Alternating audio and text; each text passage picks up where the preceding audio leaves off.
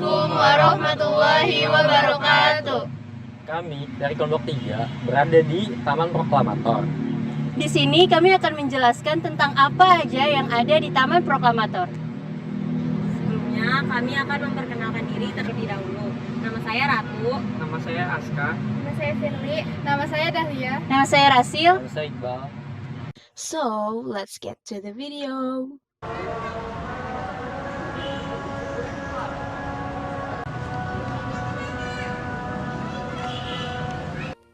Taman Proklamasi terletak di Jalan Pegangsaan Timur nomor 56 yang sekarang berubah nama menjadi Jalan Proklamasi. Dahulu, Jalan Pegangsaan Timur nomor 56 merupakan kediaman Bung Karno. Taman Proklamasi dibangun di atas tanah seluas 4 hektar dan dibagi menjadi 3 bagian. Bagian pertama terdapat Tugu Peringatan 1 Tahun Republik Indonesia, yang dimana Tugu ini diresmikan pada tanggal 17 Agustus 1946.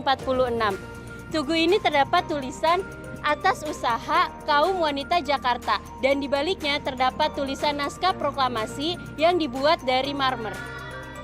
Sebelum peresmian tugu ini terjadi beberapa hambatan. Salah satunya adalah larangan dari Gubernur Jakarta yaitu Suwiryo yang dilarang oleh sekutu di Jakarta.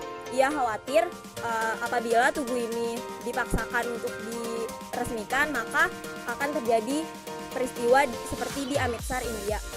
Sultan Syahrir pada tanggal 16 Agustus 1945, ia tiba di Jakarta dari Yogyakarta. Ia menganggap ide ini ide yang bagus untuk meresmikan tugu ini. Kemudian ia bersedia untuk meresmikan tugu ini. Pada saat itu tentara sekutu dan Gurkha sedang berpatroli, namun tidak ada keributan yang terjadi. Mungkin karena Perdana Menteri Sultan Syahrir sedang ada di sini. Bagian kedua adalah Tugu Petir. Di sini di tempat Soekarno membacakan teks proklamasi. Kenapa dinamakan petir? Karena kejadian kemerdekaan Indonesia berlangsung dengan sangat cepat dan mendadak, seperti petir yang cepat dan menggelegar. Di tugu ini terdapat tulisan, disinilah dibacakan teks proklamasi kemerdekaan Indonesia pada tanggal 17 Agustus 1945 jam 10 oleh Bung Karno dan Bung Hatta. Bagian yang terakhir yaitu Monumen Proklamator yang dibangun pada tahun 1980 pada masa pemerintahan Presiden Soeharto. Pada monumen ini terdiri dari 17 tiang yang berarti tanggal 17, dan tiang yang di tengah itu tingginya 8 meter yang mengartikan bulan ke-8 yaitu Agustus, dan undakan air yang ada di monumen ini berjumlah 45 yang menandakan tahun 1945. Monumen ini dibangun untuk mengenang jasa Soekarno dan Hatta sebagai Bapak Proklamator Republik Indonesia. Nah, sekarang kita sudah berada di Museum Perumusan Naskah Proklamasi. Kami akan menjelaskan tentang ruangan-ruangan yang ada di museum ini. Museum Perumusan Naskah Proklamasi atau yang disingkat dengan Munasprok adalah gedung yang dibangun sebagai perumusan naskah proklamasi kemerdekaan Indonesia. Gedung dengan luas tanah 3.914 meter persegi ini didirikan pada tahun 1920 dengan gaya arsitektur Eropa. Pada tahun 1982, gedung ini digunakan oleh Perpustakaan Nasional sebagai perkantoran. Lalu Menteri Pendidikan dan Kebudayaan Profesor Nugroho menyuruh Direktorat Permusiuman untuk menjadikan gedung ini sebagai museum karena terdapat makna historis di dalam gedung ini. Nah, selain museum ini banyak benda-benda sejarahnya, museum ini juga bisa dipakai buat acara-acara khusus buat negara.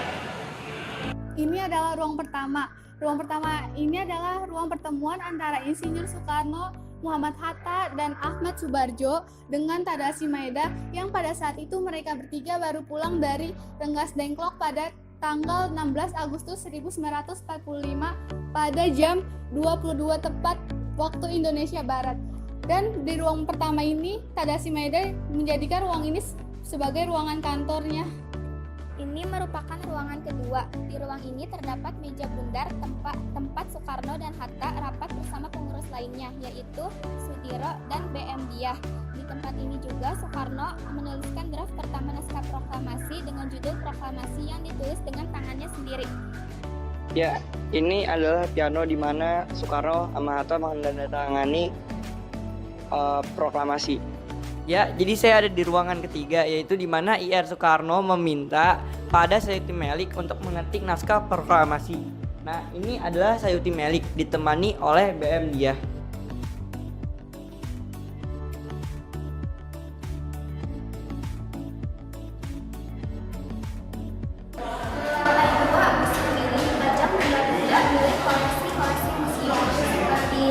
Pakaian, dokumen, kertas, pita kaset, dan juga kertas. Dan di bagian tembok Lego ini terdapat deskripsi para tokoh seperti Dr. Abdullah, Soekarni, Yai Gusti Ketut Puja, dan Dewa Kusumantri, dan masih banyak lagi.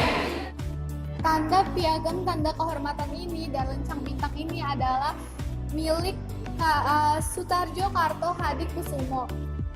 Di sini terdapat juga plakat pahlawan nasional I Gusti Ketut Puja. Lalu terdapat juga topi milik Sutomo serta desta ikat kepala dan dasi milik I Gusti Ketut Puja. Pada bagian tengah, lantai 2 ini masih didominasi berupa pajangan-pajangan berupa cerita sekitar sejarah proklamasi dan para tokohnya. Nah, di salah satu vitrin ini terdapat tes kulit milik Suwiryo juga piringan hitam yang pertama kali merekam proklamasi kemerdekaan Indonesia.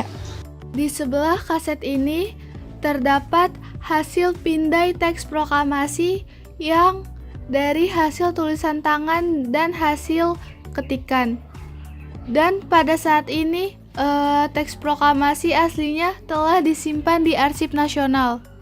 Dan di ruang keempat ini adalah ruang pengesahan di mana Soekarno dan Hatta disetujui oleh kurang lebih 40-50 hadirin, dan itu tepatnya pada bulan suci Ramadan Jumat 17 Agustus 1945, itu pada saat menjelang subuh. Sekian jalan-jalan dari kelompok kami. Tadi awalnya kita udah ke Monumen Proklamasi dan Sekarang berada di Museum Perumusan Naskah Proklamasi. semoga apa yang udah kita tampilkan bermanfaat buat kalian. Wassalamualaikum warahmatullahi wabarakatuh.